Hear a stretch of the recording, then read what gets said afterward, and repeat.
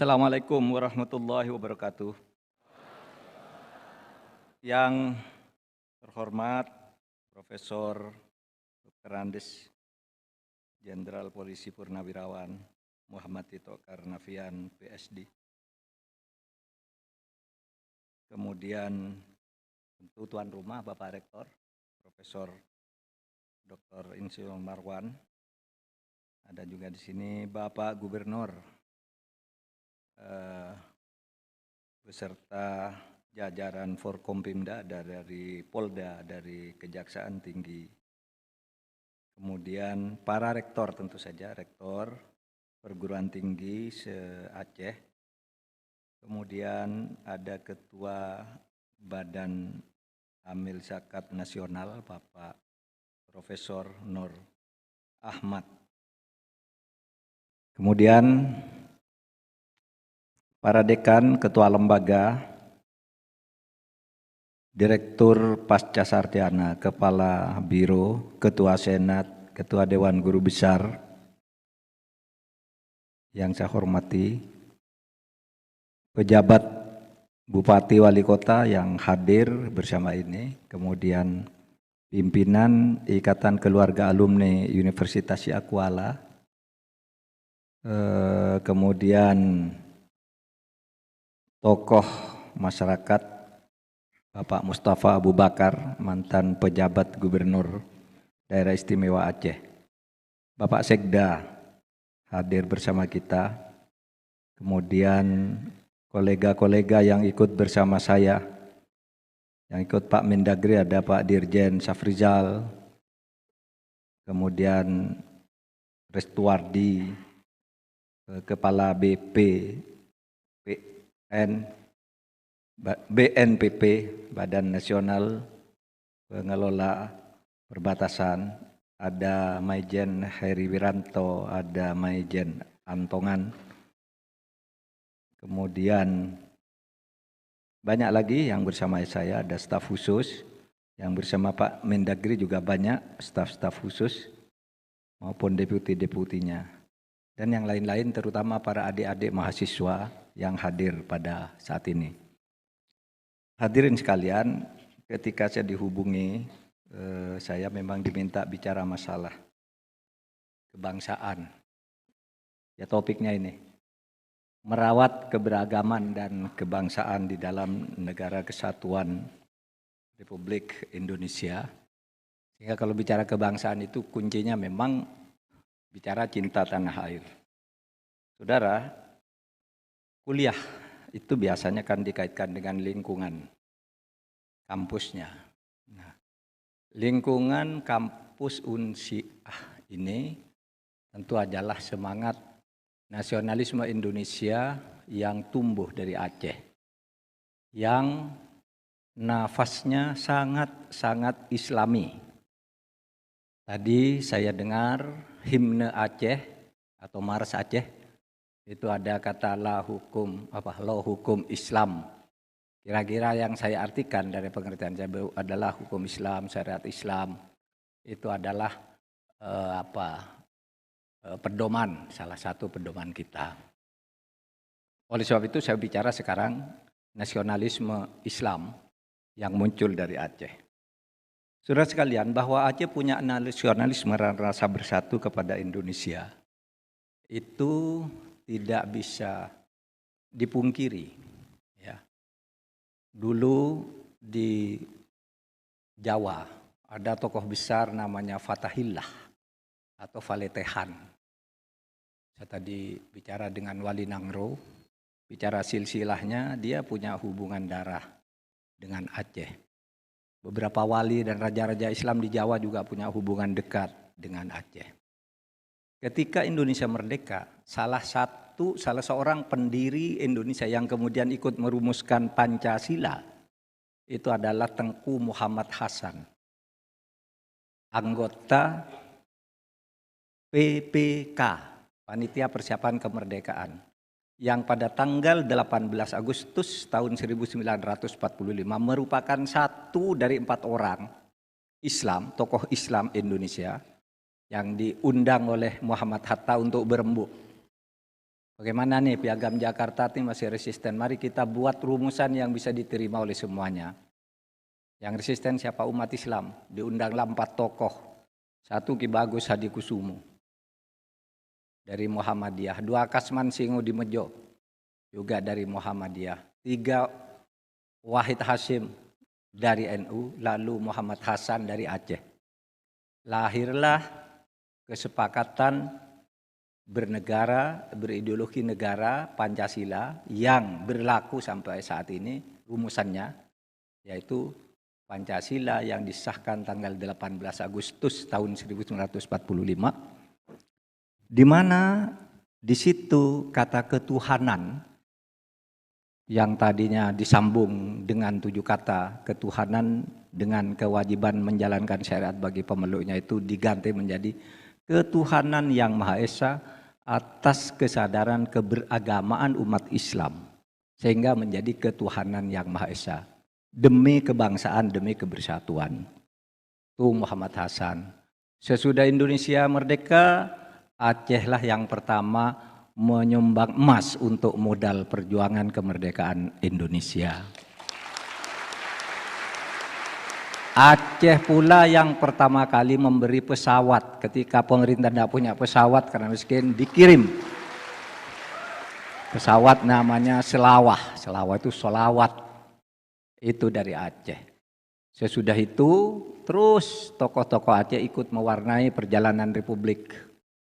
Banyak yang jadi menteri, banyak jadi guru besar, dan seterusnya sampai sekarang sudah mengalami berbagai dinamika dan mungkin sedikit kesalahpahaman, lalu kita kembali bersatu. Nah saudara, kapan sebenarnya nasionalisme Indonesia itu di Aceh timbul? Kalau Indonesia sendiri, kalau dilihat dari sejarah resmi, kapan nasionalisme Indonesia itu dinyatakan? Itu 20 Mei tahun 1908. Yaitu ketika lahir namanya Budi Utomo yang menyatakan mereka mendirikan pergerakan organisasi untuk kemerdekaan Indonesia, untuk bangsa Indonesia. Sebelum itu memang sudah ada gerakan-gerakan, ada Serikat Dagang Islam, ada Serikat Islam, tapi dianggap belum meng-Indonesia oleh penulis sejarah. Itu dianggap gerakan Islam, bukan gerakan nasional. Gerakan nasional itu sendiri 20 Mei 1908 yang ditandai dengan lahirnya Budi Utomo. Nah, saudara, Hari Kebangkitan Nasional itu kemudian bergerak terus melalui propaganda. Ya, melalui propaganda, konsolidasi organisasi sampai akhirnya lahir Sumpah Pemuda. Coba slide nomor 1 berikutnya. Sumpah Pemuda tahun 1928 dengan 28 Oktober 1928. Isinya propaganda, kita harus merdeka, kita Indonesia. Lalu konsolidasi, mendirikan organisasi, membuat rapat-rapat, membuat tulisan-tulisan di media. Bahkan ada juga gerakan bersenjata agar Indonesia merdeka. Sehingga di situ kata nasionalisme, kebangsaan, itu adalah membangun negara secara bersama, menyatukan suku-suku perbedaan primordial ke dalam satu ikatan kebangsaan dan membangun negara secara bersama serta membelanya. Itulah yang kemudian disebut membela tanah air. Itu tercermin di dalam lagu-lagu, misalnya lagu-lagu wajib, lagu-lagu nasional dan sebagainya. Saudara, saya mempunyai temuan betapa sebenarnya di Aceh itu nasionalisme Indonesia sudah muncul dalam lagu-lagu rakyat berbahasa Arab yang sama isinya dengan lagu-lagu wajib sekarang ini. Sama isinya dengan lagu-lagu, sama isinya dengan lagu-lagu Mars, Nahdlatul Ulama, Himna Muhammadiyah dan lain-lain yang memuji kebesaran Indonesia. Coba nih di Aceh. Aceh itu kalah perang pada tahun 1904.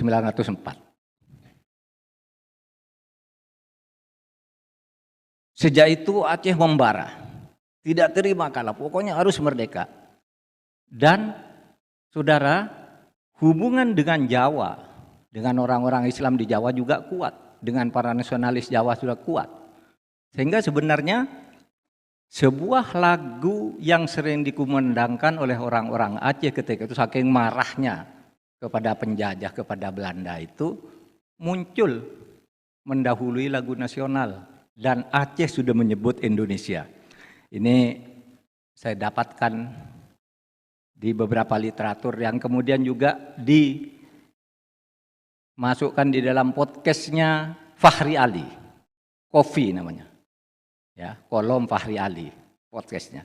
Jadi 1930 itu sudah ada lagu kebangsaan di Ali. Gini, itu pertama gini, katanya kalau ada orang yang sudah sepuh-sepuh itu pasti tahu.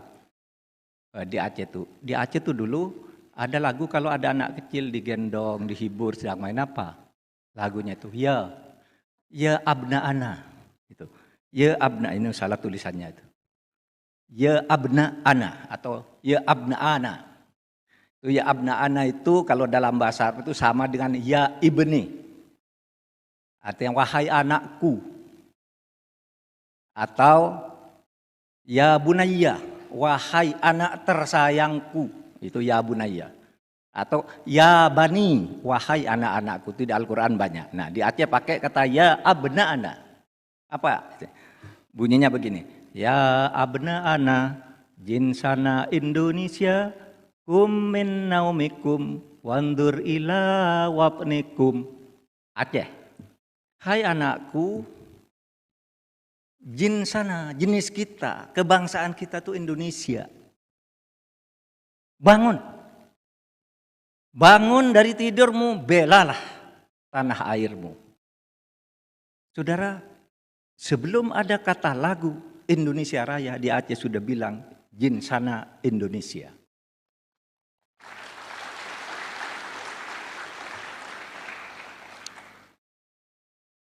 Hai anakku, ya abnana, hai anakku. Kita ini orang Indonesia.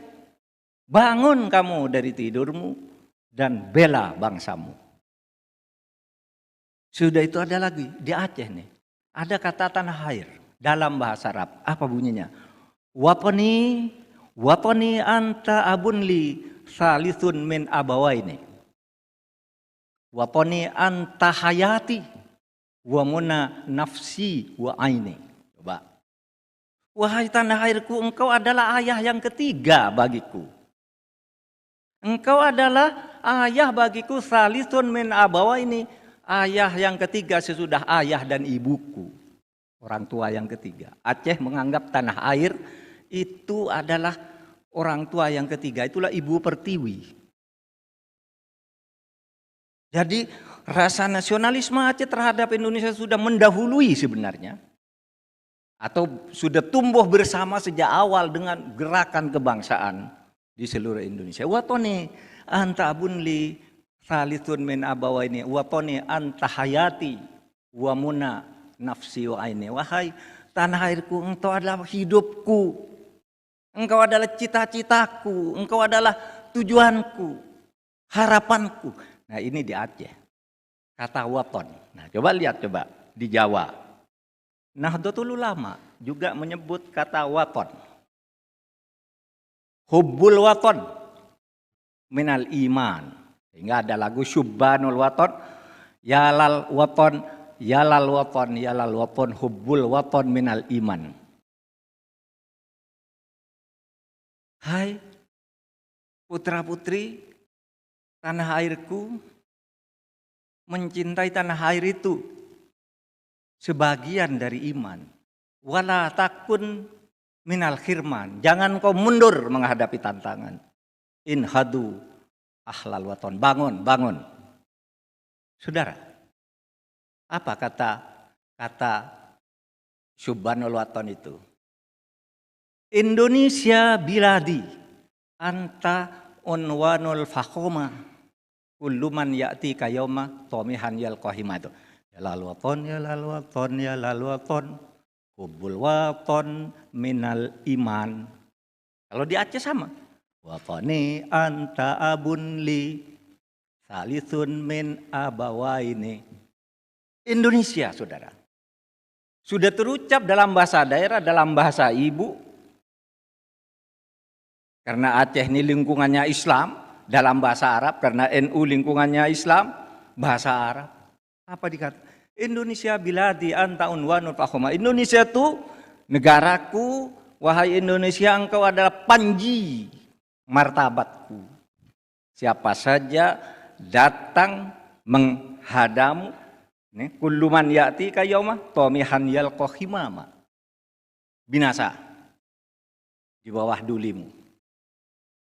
Muhammadiyah coba. Lagu Sang Surya. Sama dengan kum min naumikum, kata orang Aceh. Kum manikum mulat.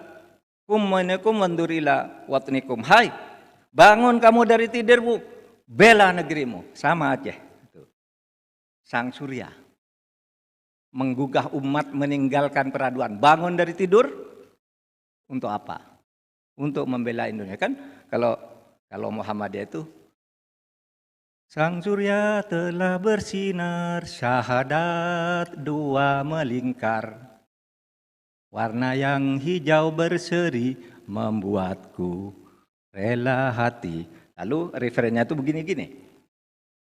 Di timur, fajar telah gemerlapan.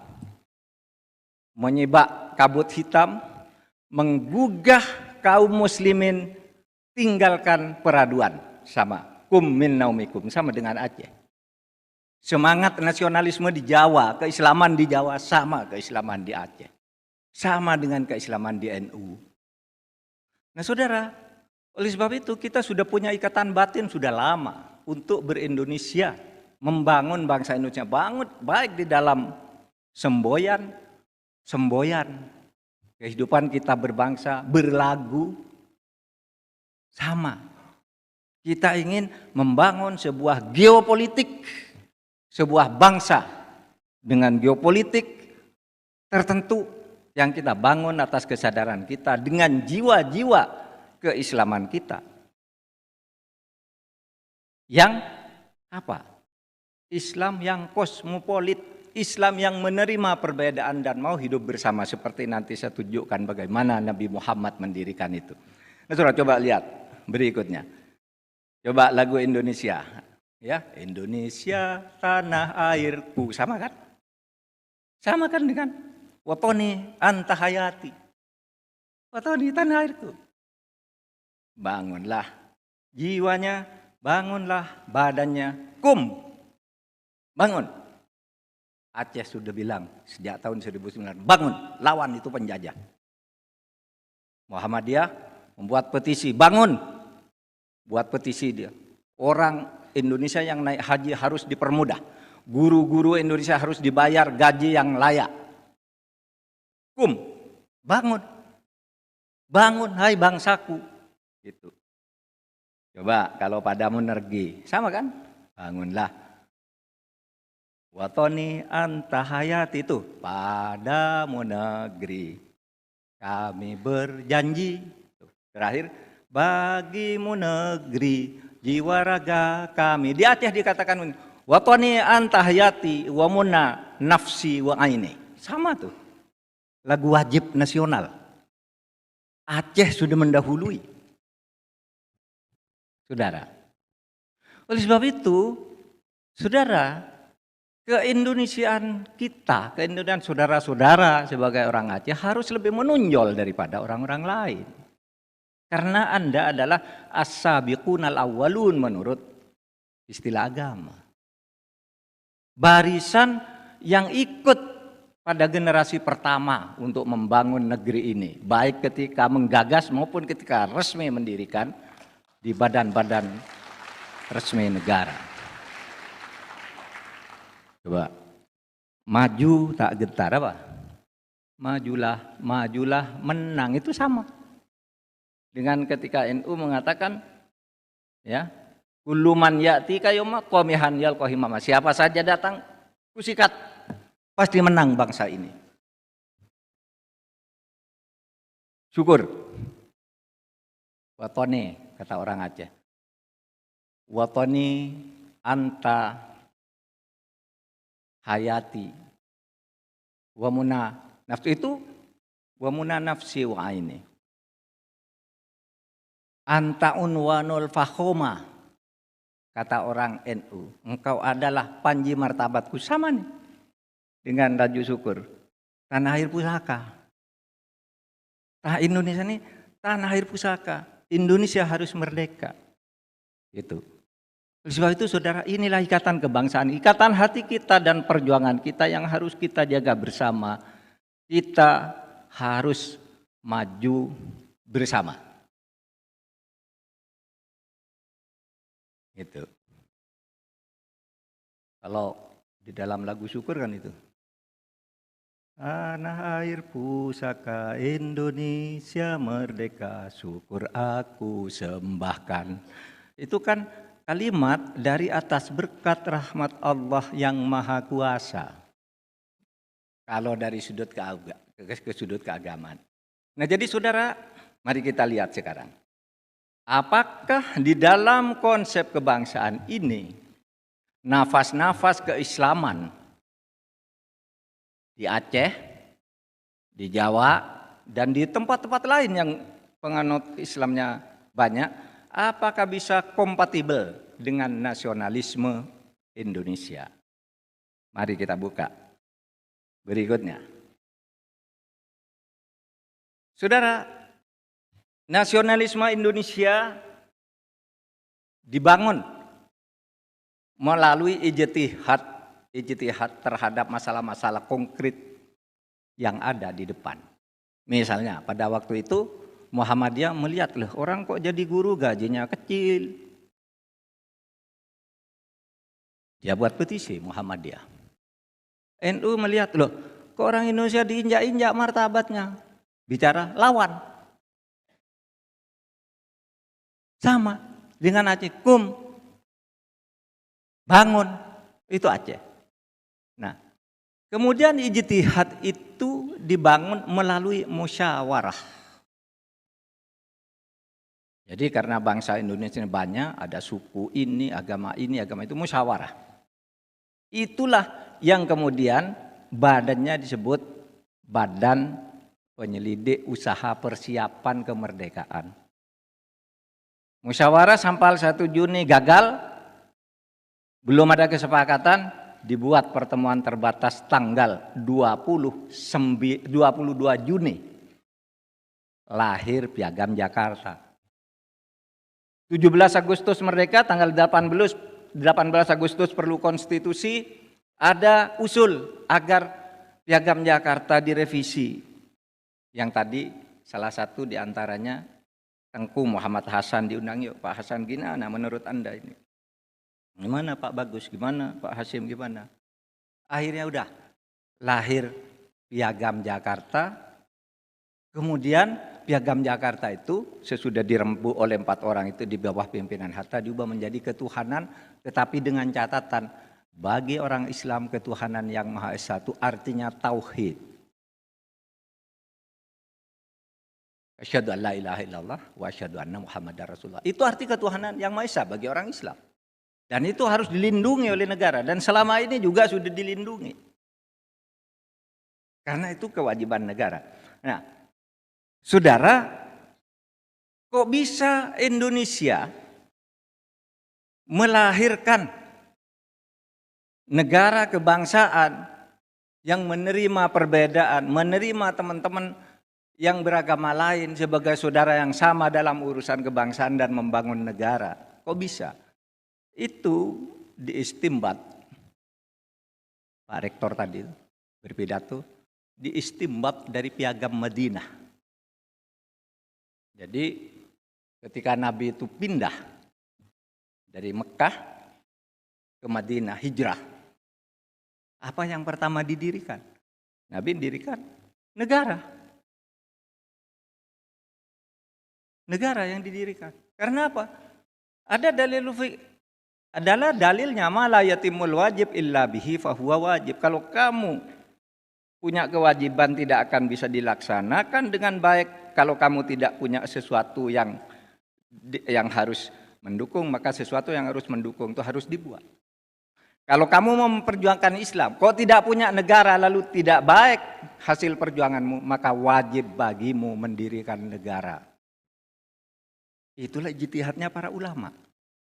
Tidak boleh kita membiarkan orang haji dipersulit, dibiarkan mati di tengah laut, orang sholat dianggap ekstremis, dianggap bodoh, lulusan madrasah, tidak ada harganya.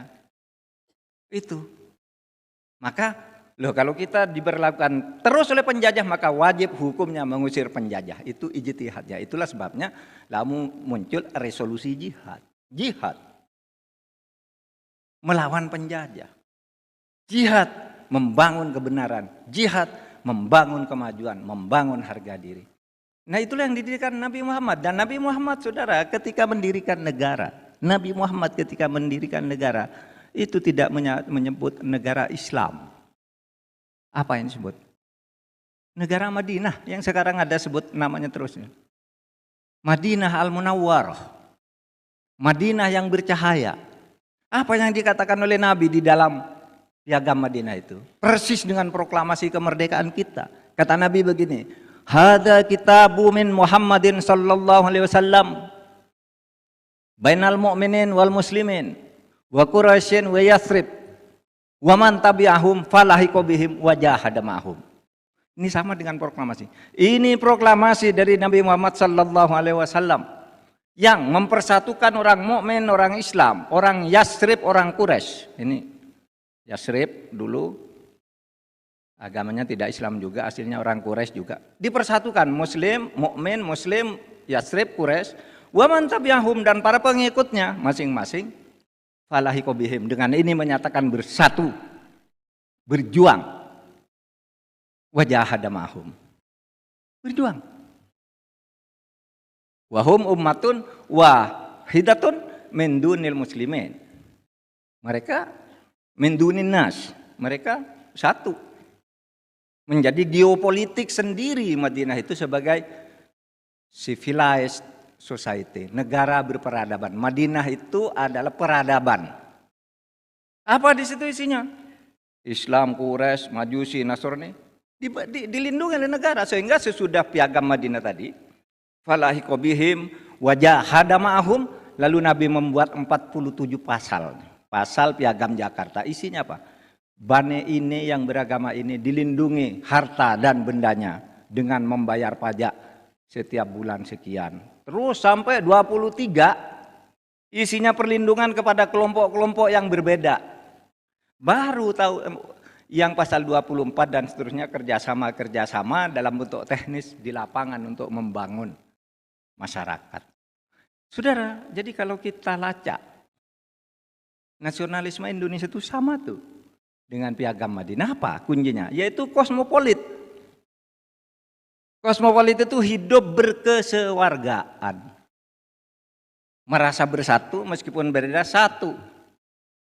Pluralistik atau pluralisme. Pluralisme itu ya yakin bahwa berbeda, tetapi yakin pula bahwa setiap orang dari kelompok itu punya keyakinan sendiri yang harus dihormati. Itulah pluralisme. Ini kalau pluralisme itu, kalau gambarannya Gus Dur dulu, pluralisme itu ibarat kita hidup di sebuah rumah. Hidup di sebuah rumah. Setiap rumah ada kamar. Setiap kamar ada penghuninya. Ketika para penghuni kamar itu ada di kamarnya masing-masing, bebas. Mau pakai kaos, mau pakai sarung, mau nyetel televisi laporan sidang Sambo, mau World Cup. Karena ini ada perbedaan tuh, waktu musim World Cup itu istri ingin melihat Sambo, suaminya ingin lihat sepak bola. Nah, kalau di kamar silakan, kamar masing-masing lihat TV sendiri-sendiri. Ada yang pakai sarung, pakai rok, pakai apa, boleh. Tapi begitu Anda ada di ruang tamu, maka TV-nya harus satu.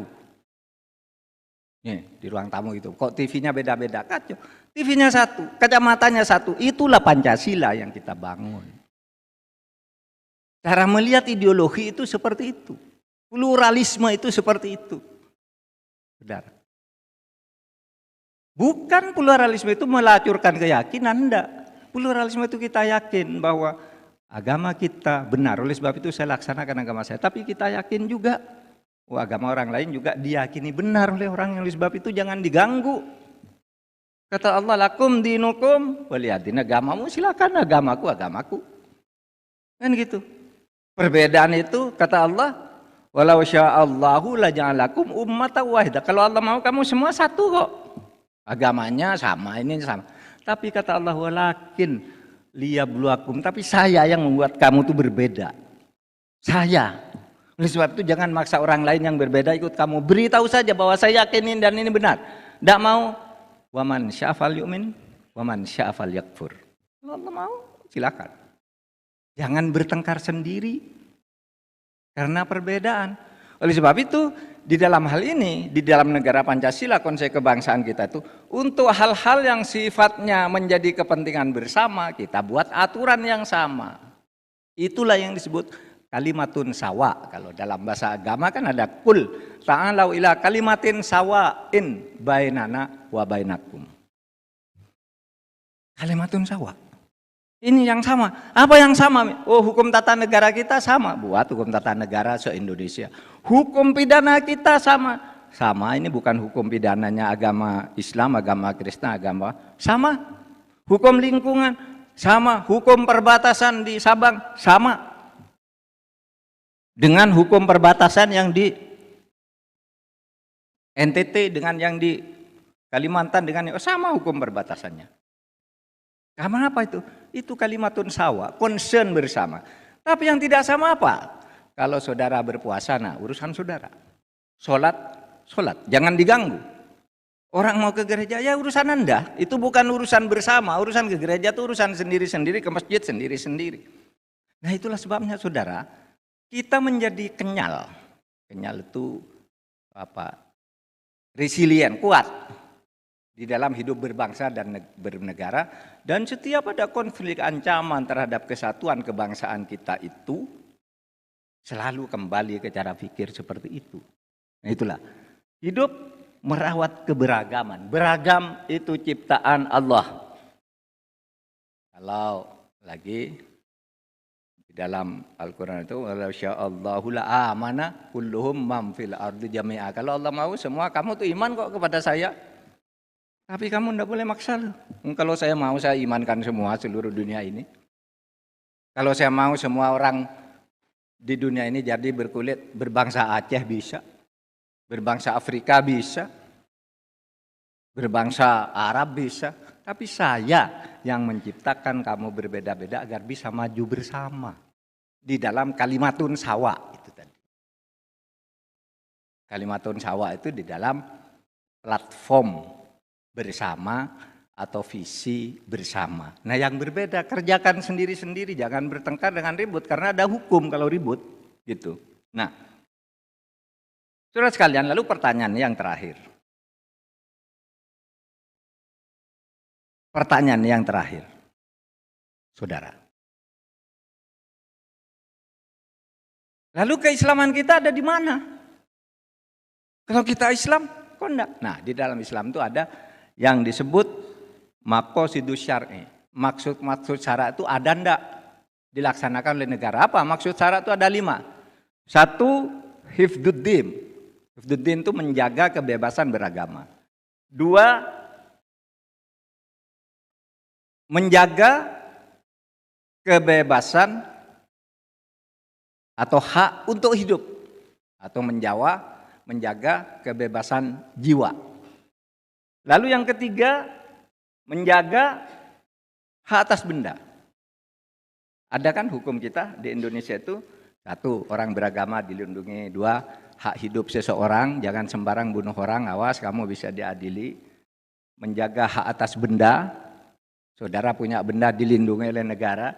Menjaga akal, jangan sembarang minum minuman keras, jangan pakai narkoba, dan itu negara sudah mengatur. Kemudian menjamin dan menjaga keturunan, hifdzun nasab. Jangan berzina, jangan berselingkuh, jangan berapa itu negara mengatur di dalam tata hukum kita. Itulah sebabnya saudara sekalian, NU, Muhammadiyah, Majelis Ulama sebenarnya sampai pada sikap dan pandangan yang sama hasil ijtihadnya bahwa negara Kesatuan Republik Indonesia harus dipertahankan dan dijaga oleh kaum muslimin sebagai milik bersama kaum muslimin dan bangsa-bangsa atau suku-suku atau ikatan primordial yang lain. Persis selesai. Assalamualaikum warahmatullahi wabarakatuh.